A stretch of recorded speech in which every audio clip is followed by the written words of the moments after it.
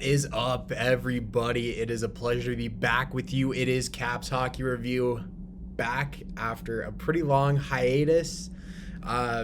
Just a lot going on lately, so I haven't been on. But excuses aside, it is a very important time of the season. I have so much to get into. I am not breaking this down on a game-by-game basis. I'm going to hit on, Ovi is chasing down milestones. We've got trade deadline acquisitions to catch up on. We've got a playoff race that we are in and a surprising stat since the beginning of March. Let's jump in. Caps Hockey Review. Here we go.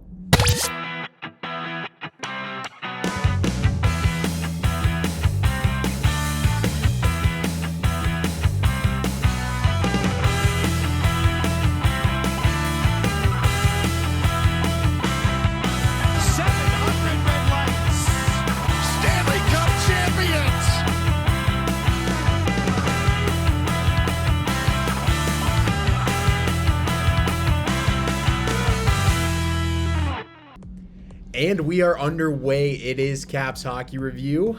It is a pleasure to be back with you. So the Caps have been on, I'll just say it, they have been on a tear since the beginning of March. Let's put last night's game against the Leafs out of our minds. Absolute stinker. And I'll get into some of these losses and kind of what a common theme is here. It's been a common theme in bad games all season, and we're going to reiterate it, and we're going to hope it goes away. But it's been a minute. It has been a minute. It has been a little over a month since I've been with you last. We got a lot to talk about, and this is gonna be a scattered edition of the show here. I mean, I'm gonna be all over the map. There's so much to get into. I'm gonna get off on some tangents, I'm sure. Please bear with me. I promise I will be more organized, and I will be doing this on a much more regular basis moving forward. But for today, I think I want to start at trade deadline, because that's really kind of the big news since I've been with you last. Last time I was with you, this incredible run the Caps have been on since the beginning of March was just starting. So let's jump in at trade deadline here first, because this has really weighed heavy on my mind, and I took some time. I really wanted to think about it and not make any jump. I wanted to see, both guys play a few games and really see before I made any rash conclusions or anything like that. Right at face value, just seeing these trades, on Twitter and seeing them listed out, I don't like them too much. The Larsen trade, I get a little bit more. I mean, Hagelin's missing the rest of the year, maybe the rest of his career. That's a really sad note to this episode as well. Carl Hagelin, I don't want to say he's never going to play again. I mean, there's a good possibility he may play again, but there's also a possibility he may not. This eye injury, obviously eyes for doing anything is extremely important.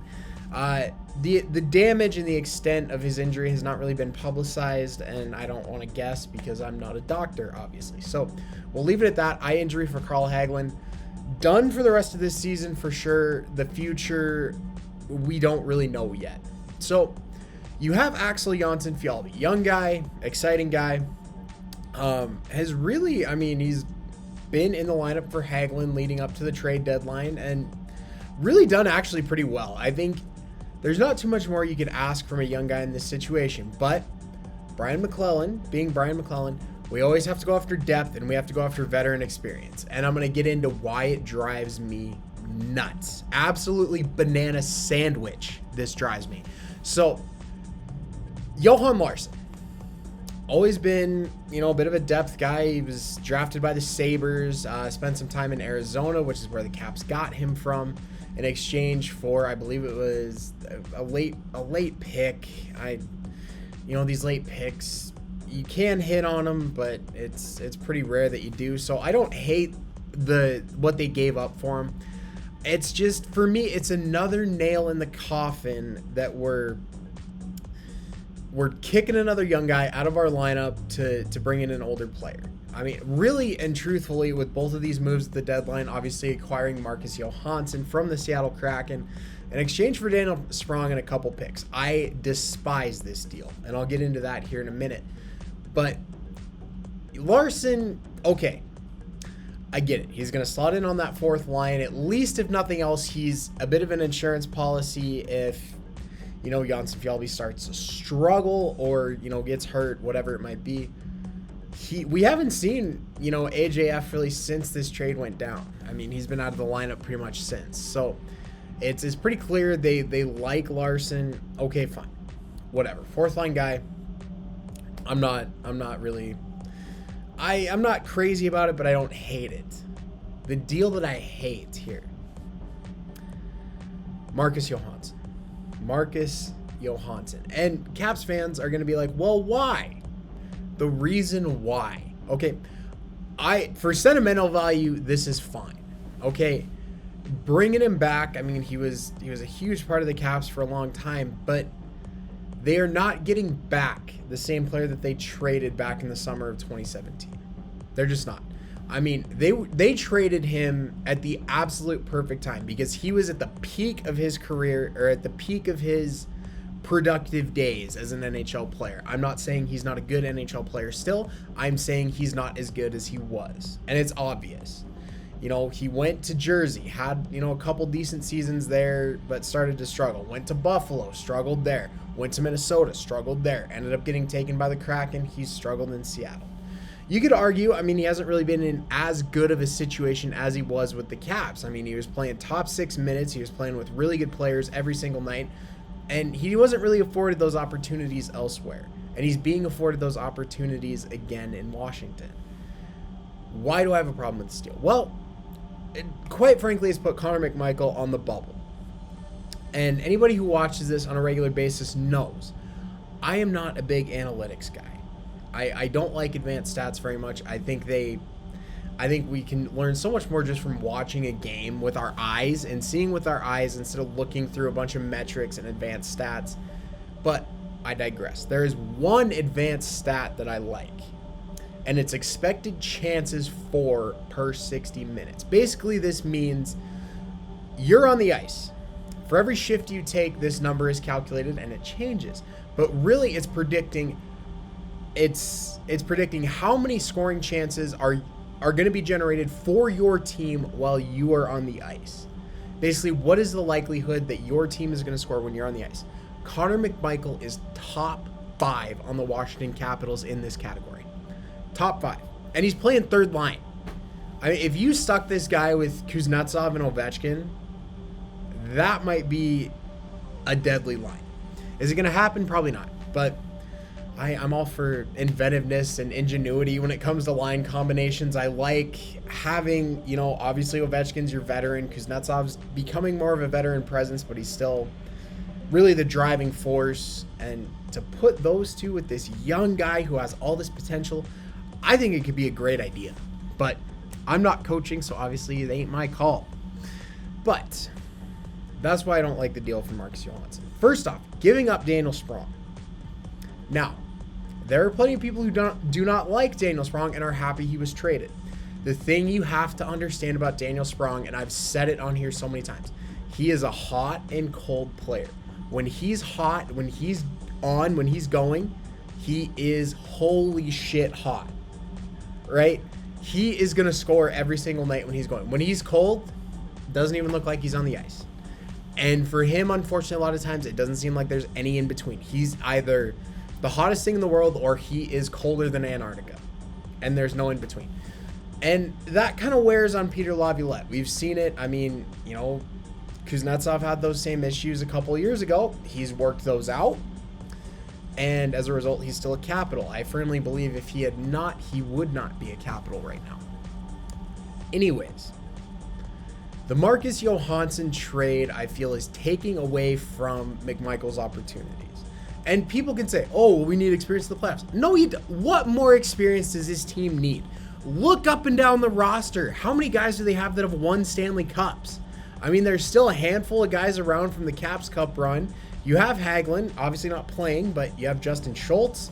You have so many guys who have experience. Experience is not a concern for this team. They've been there. They have so many guys that have been there. They have guys who have been veterans and have been around this league enough to understand the importance of it. You need that young kind of spark plug to your team. That's just it. And I feel it's been taken away by the acquisition of Marcus Johansson. From a sentimental value, great, I love it, but we can be sentimental later. We can retire the jersey, we can bring it back. It's, we can do all that stuff later.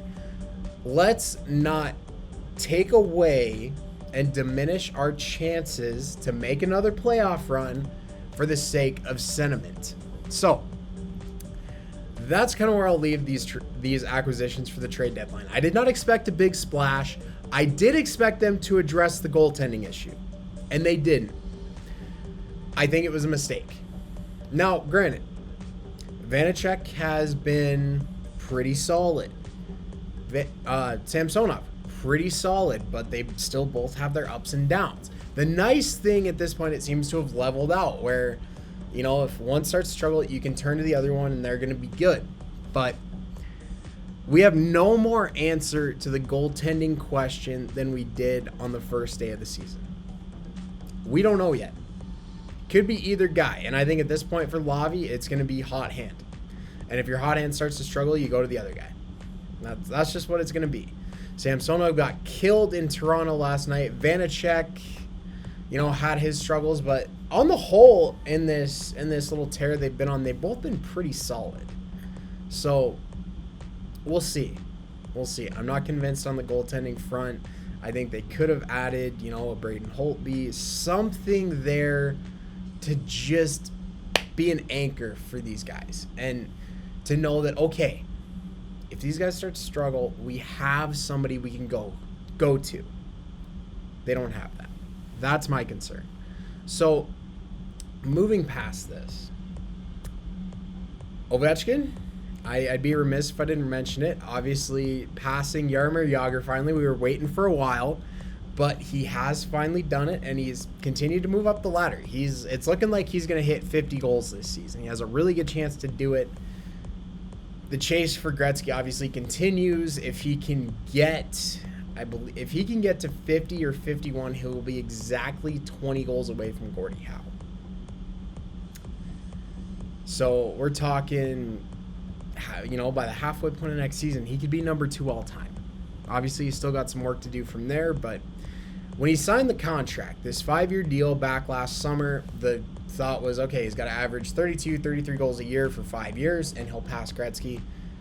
If he can put up 2 seasons of 50, he's going to pass Gretzky pretty quickly. I mean, another season of 50 goals would put him just about 50 goals behind Gretzky. Just about 60. So, really excited for Ovi. He's heating up at the right time. Kuznetsov's doing it. Kuznetsov things again. Dmitry Orlov, career high in goals this season. Tom Wilson, career high in goals this season. They're getting that run support here a little bit. I mean, obviously John Carlson's your defensive cornerstone. He's the guy you turn to for your offensive production for the most part. He runs the power play, but Dmitry has kind of quietly gone about his business. He's not putting up Norris Trophy numbers, I don't think, by any stretch, but that's part of that secondary wave, just like Tom Wilson is, just like TJ Oshie is when he's healthy. So we're starting to see that. We're starting to see this team kind of come back together. And I'll get into here this tear they've been on. I mentioned it right off the top. They've been on a hell of a run for about the last 6 weeks or so.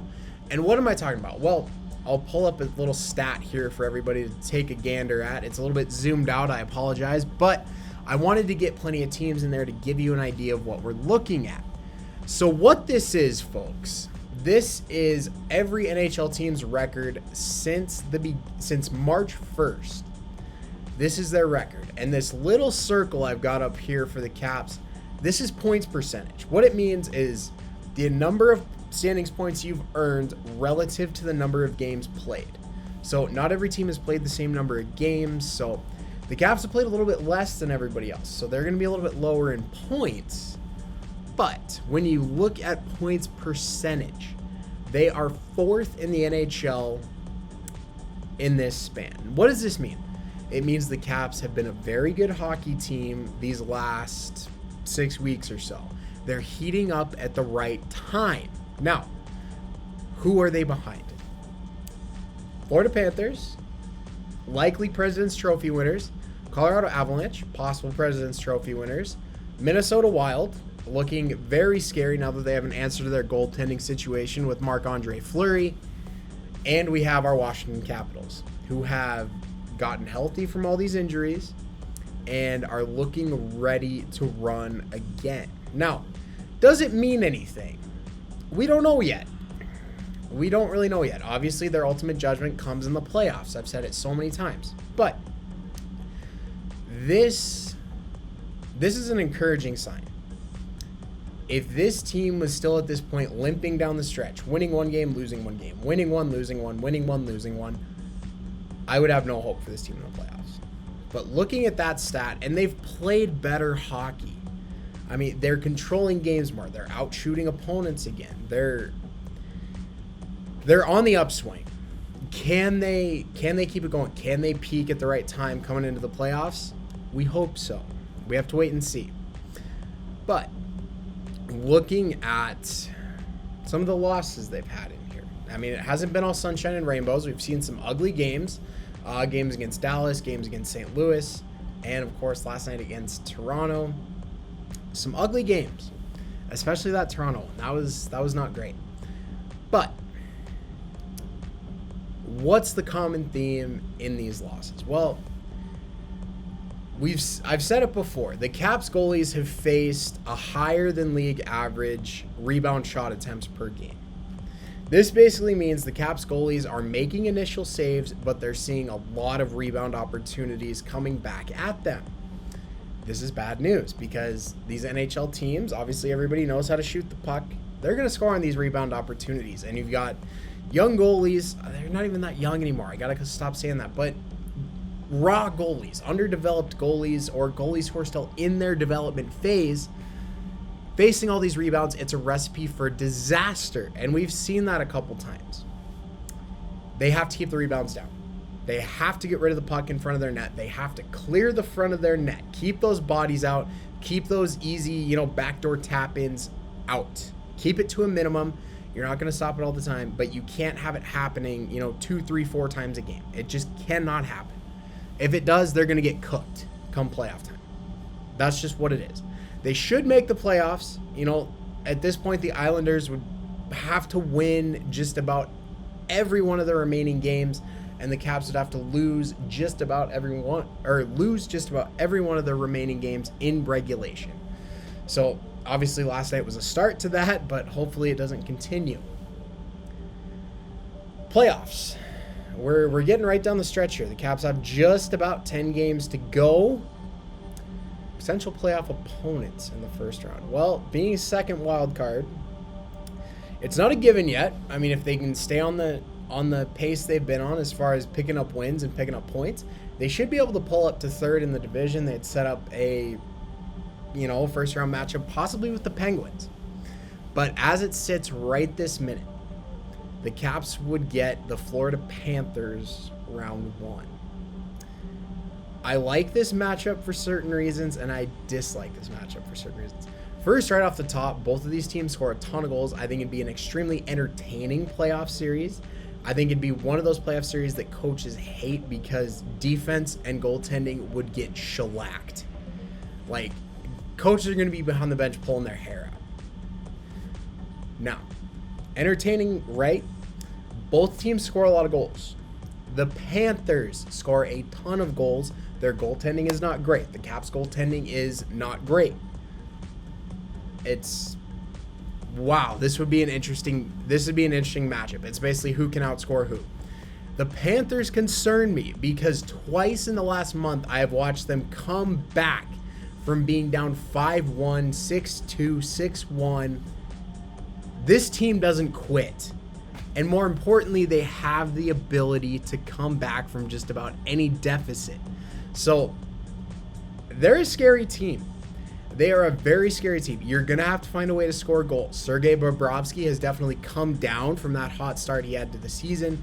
They have Spencer Knight, obviously being a young guy. He's kind of in the same shoes as Vanacek and Samsonov. The potential is there. The promise is there. But he's just not quite to that point yet where he's an NHL starter. So This could be a very interesting playoff matchup. A hot goalie could absolutely steal this series. We've heard that phrase so many times as Caps fans, and it never seems to go our way.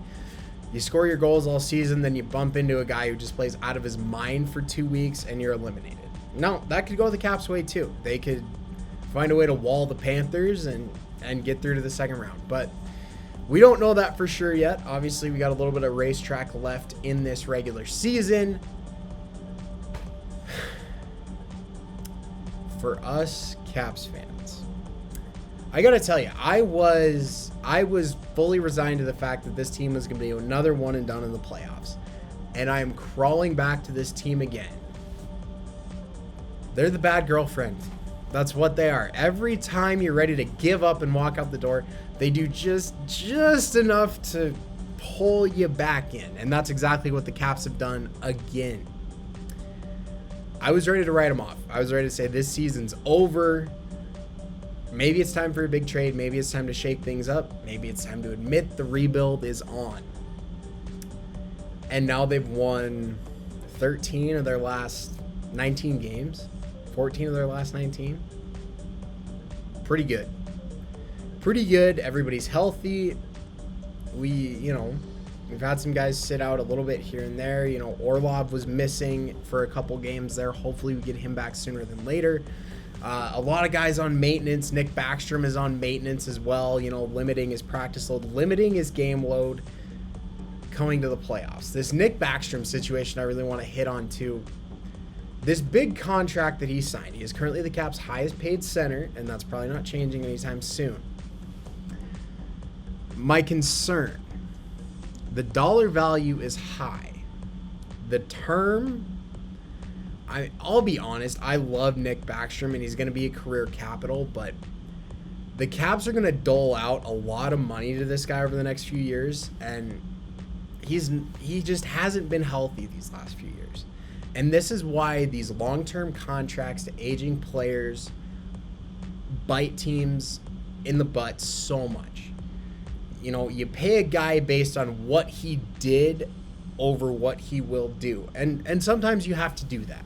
And obviously with a guy like Nick Backstrom, you want him to be a career capital. You want him to retire. You're going to retire that number 19 someday as an organization. That's fine. I just wish that high dollar value was a little bit less. I mean, this team has been and will continue to be in salary cap hell, barring a big trade. But big trades at this point, who's really an enticing trade chip? I mean, obviously Backstrom's not. Oshie's probably not with everything he's had going on this season. Obviously Ovechkin's not really going anywhere. Really, that leaves us Kuznetsov, who's, I would argue at this point, is probably the most appealing from that standpoint, but he's one of your best offensive creators. He's one of your most explosive guys. If they were at a point of missing the playoffs, I'd say, yep, move him. But they're not going to do that when they're in the chase for the playoffs. The other one would be John Carlson. And I think the back end of this Carlson contract may be pretty similar to the Backstrom one. Hasn't had the injury issues, but at some point you got to figure that production. I mean, Carlson's been great these last few years in terms of offensive production. You got to imagine it's going to drop off. And they're going to be paying a guy $8 million a year for, $3 million a year of production. So it's coming. The edge of we are approaching the edge of the cliff as a franchise. I started out with a lot of positivity today. Actually, I mixed quite a bit of negative in there too. But my point here, we're coming to the edge of this cliff, and this team's eventually going to fall off of it, right? The question: can they win another Stanley Cup before they reach the edge of this cliff? We don't know. And that's really the tough thing, I think, right now certainly for me, and I think for, a lot of other Caps fans out there. That's the tough thing to figure out, and it's the tough thing to stomach, because they've been on top for such a long time in terms of making the playoffs on a regular basis, being one of the best teams in the regular season. You start to take it for granted just a little bit. And you could always think to yourself, okay, the fall's coming someday, but that's, years down the road. Well, years down the road now is probably 2, maybe 3 years down the road, if that. that's just what it is at this point for the Caps. So looking at what we have, got some young guys, but as long as McClellan's a GM, they're going to keep trading for old players. That's what they're going to do. That's just the way it's going to work. So looking back, I am all over the place today. I apologize. I have so many thoughts and so many things I want to cover here, but I want to try to not run too long today. Looking at the near future for this team. We're not going to look to the draft yet. We're not going to look to free agency. That's a ways off. We got to get through the playoffs first. The near future for this team. And this is going to be a really good tune-up, and it's going to be a really good indicator of where this team's at, where they're really at, because they've got some pretty good contenders kind of on the schedule the rest of the season. You've got Colorado coming up next week. We've got Vegas. The Rangers still on the schedule one more time. The Islanders. The Maple Leafs again. Maybe get some revenge for last night. That's what I'm looking for moving forward. And I think this might be kind of where I cut it today. It's, I just have so much running around the brain. I want to try to touch on everything a little bit.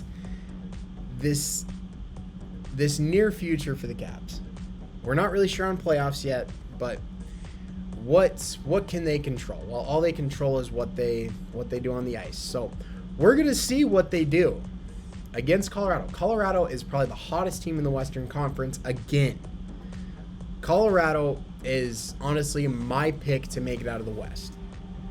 I mean, maybe Calgary could be a dark horse, but I think Colorado is going to be, they might be their time. I don't know yet. You got Vegas. Vegas is fighting for a playoff spot. It's not a walkthrough. It's not been easy for them, maybe as it has been in the past. The Jack Eichel acquisition maybe has not gone as smoothly as everybody thought. They have pulled the Tampa Bay Lightning and circumvented the cap a little bit. Long-term injured reserve, they stick Mark Stone on there. They get under the cap. And now look who's just about healthy, maybe just in time for the playoffs. Mark Stone. So they got to get there first, but Vegas is going to be a tough one. They're fighting for their playoff lives. Toronto, that's another one. They are trying to move up the ladder and get the best seeding possible. I don't think it really matters for them where they end up because the pressure in Toronto is always the same. It never goes away. And playing the Rangers, I mean, that's a potential playoff opponent right there. So, I want to see the best possible for this team, and I think we'll have a little bit better idea of what this team can be as a playoff team after we see how they do in some of these games. But right now, I'm really encouraged. The run they've been on has been pretty impressive. I mean, considering where they've been since, late December, January, this has been a really nice, refreshing change, and, not just for us as fans, I'm sure for the boys as a team, holding a players only meeting a couple weeks ago after those couple losses against Dallas, St. Louis, TJ Oshie put together a players only meeting, and it seems to have done the trick. They've been on a really good run, again, barring last night, but hopefully that's just a bump in the road. A couple final notes here. Playoff seeding. I mean, either way, it's going to end up for the Caps. They're not going to have home ice advantage first round, and probably not have home ice advantage really at all in the playoffs in all likelihood. Especially, obviously ending up second wild card, it's, pretty much given. You're not going to have any home ice advantage unless second wild card from the West gets to the Cup final with them. So this could be a great thing for Washington. And I say this because, home ice advantage, I think it's gotten pretty overrated. Honestly, I mean, I think if anything, it just adds more pressure because you have the first two games at home. You are expected to win those first two games because when the away team comes in and wins one of those, what's the famous line? Oh, they've stolen home ice. I don't think it matters. I mean, people will talk about, Game 7 at home and how important that can be. We've seen the Caps in Game 7 at home, and usually it doesn't go their way. Personally, I'd rather see the Caps play Game 7 on the road. I think there's a lot less pressure on the road team just from a fan and an expectation perspective. So this team coming in, as a second wild card might be the best thing for them. They've kind of flown under everybody's radar to this point in the season. People have written them off, said they're a joke. They're not a contender anymore, and they're on their way out. Maybe. But if ever there was a time with the runs we've seen some of these teams make the last few years, the Dallas Stars, nobody expected them to make that run 2 years ago. The Montreal Canadiens, that was a run for the ages.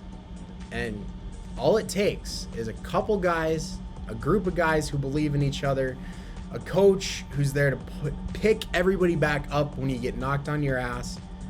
That's all it takes. And the Caps have that. So this could be the beginning of an amazing story of, one more run to the cup for these guys. We'll wait and see. But I honestly like their chances coming in as a lower seed. We've seen them have home ice advantage in the past. We've seen them win the President's Trophies. It almost never goes their way. Game 7 in Washington has been a horror show for this team for years, and if we don't have to worry about it, that'd be fantastic. So, this is what I'm looking for. Looking for this team to keep on keeping on, doing the things they've been doing lately, keeping those rebounds away, keep putting the puck in the net. Ovi, get to 50 for us, buddy. Get there. John Scott, your preseason comments have aged like milk. I can finally officially say it. The man puts up 46. He ain't done. Not by a long shot. Stick it, buddy.